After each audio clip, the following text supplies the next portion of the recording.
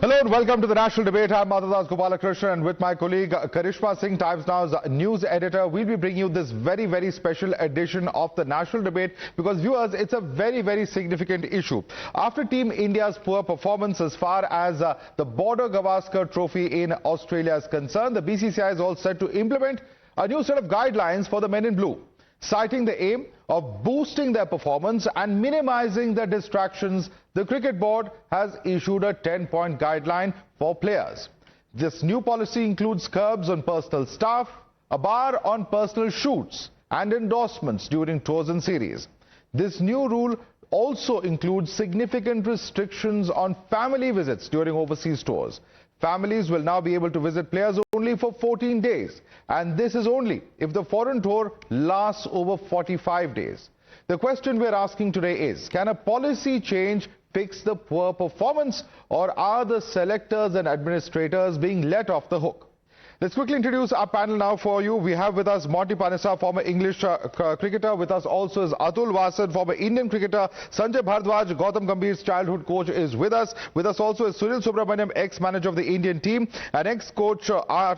Ashwin. We have Niranjan Shah, former secretary of BCCI. Alan Sippy, former cricketer, is with us. With us also is Srivas Goswami, cricketer. Let me quickly take you through the first talking point that we are discussing and why is this under discussion in the first place.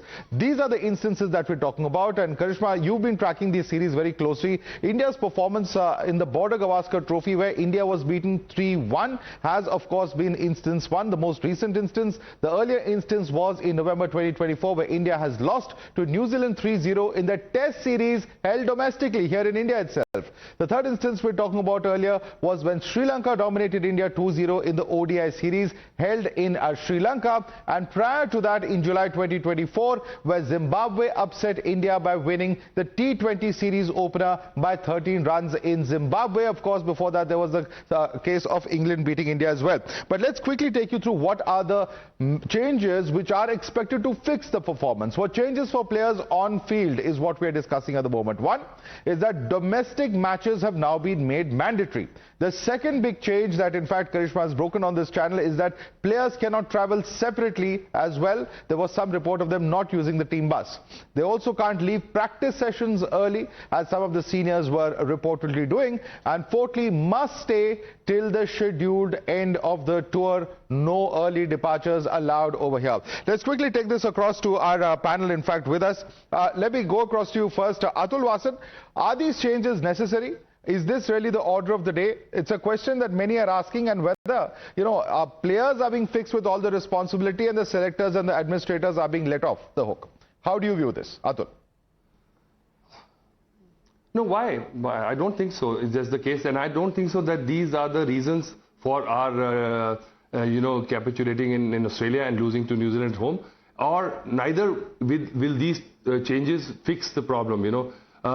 It's a systematic thing, and I think just the way trying to do something about it, even little, these minute things, maybe just sends a signal that the culture has to change and some kind of propriety should come back in, because players are pushing the envelope. Everybody was taking leverage. The bigger the player, he takes more kind of a leg room, and then the board also just lets the things go by, because they are so huge, because the cricket needs them, and they're the power houses of Indian cricket. So there is some kind of extra leniency given to the big players who have done well in the past. But where does the buck stop? Because then it becomes a culture in the team, and then it keeps on percolating down the order. And then even the newcomers who are joining the Indian team are also big stars. They've made big money because of the IPL. So everybody is on their own trip. So I think if you have to actually be successful like Australia, you have to have some kind of dictum, some kind of quorum. And I think everybody has to fall in place, because it's team sport. And no matter how big you are, once you join the team, everybody is equal and one for all and all for one. Right. Monty Panesar also with us on the panel. Monty, do you agree with that assessment, that it should be one for all for one? And it's only to bring a common standard, because there is, a case to be made about senior players, not now, but even earlier, throwing their weight around a little bit. Yeah, absolutely. Look, I think these procedures that the new guidelines that they've put in place, I think most international teams follow it anyway. They all kind of travel together on the same bus, and they go back together as well. They all stay in the same hotels. I think if an international player is not in good form, he goes and plays domestic cricket. But I think what's happened, since when England beat India back in 2012, after that, India had a massive, great run over 4,000 days of winning home series. And it's just because they lost against New Zealand, the 3-0, and obviously not doing so well against Australia, that things have to take place. So you got to understand that India did have a really good run for about 10 years, and now it's just about Gautam Gambhir, and I think the BCCI probably just want some accountability, some control, some discipline back. Take away things that that are distractions. Like whatever the players have.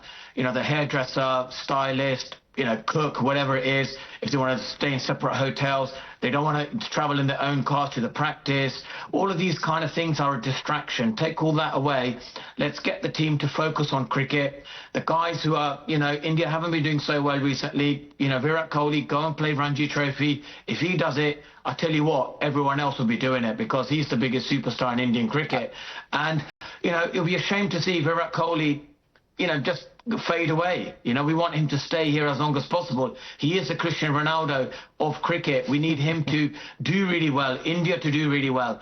We need that culture back of India winning again, but the best way probably to do it is to bring some discipline, bring some focus back towards winning, and cricket focus. None of this sort of outside distraction, which, I think is not helping Indian cricket at the moment. The most controversial point, and this is why we've been debating this, is the entry of the family.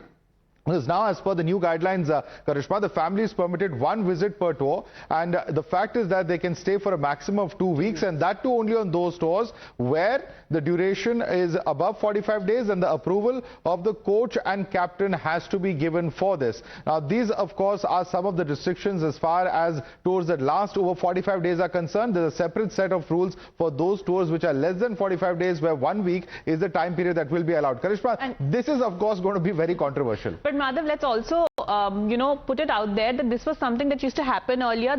Rules were changed when COVID happened so that, the bio bubble and the mental health of players were not affected. That is when teams and families were allowed for the entirety of the tour. So this was something that used to happen before COVID, and now BCCI is trying to go back to that stage where, all these things are going to be brought back, like I said, because the focus is that the teams should be together, the players should be together, and maybe Alan Sippy can take this question, that how important is it that you have your family with you, but you also focus on cricket for the majority of the tour? Karishma, this is a very important point, because I remember with Ravi Shastri taking over as the manager of the Indian team. And at that time, if I'm not mistaken, that the wives were not allowed. And Virat Kohli had asked Ravi, since Ravi had just taken over, if he could actually bring his wife along. And Ravi said, straight away, he said, by all means, go ahead. And he took the permission of BCCI, and he told Virat he can bring his wife over. I think it all boils down, Karishma, to man management. Ravi Shastri, I'm not just praising him because he's a friend of mine, but Ravi Shastri was brilliant at man management. He knew how to look after the senior players and also the junior players. Sometimes he had to use the roses, or can you say the flowers, to look after them. Sometimes he had to use the stick, and he did that very well. And that's why he was very successful as a coach. People found Ravi Shastri very arrogant and whatever, but he had a different mentality when he was with the players. The persona that he had for the outside world, for you and me to watch, it was a very aggressive man like Ravi Shastri, this aggressive guy. But when he was with the team, I used to notice that sometimes when I had an opportunity to be around some of the cricketers, that he was really outstanding. He was one of them. He was like a gang member. So the team, they could relate to him. They knew that they've got this guy, this manager, this coach completely with them. It's important that Gautam Gambhir gets soon, if he wants to get back on, and being a very good coach, the man management part is crucial in any walk of life. If he can handle the man management, because these guys are superstars, they're much bigger than Gautam Gambhir. Some of them are huge. So in handling the man management, handling the cricketers is very crucial going forward, because this is crucial in any aspect of life.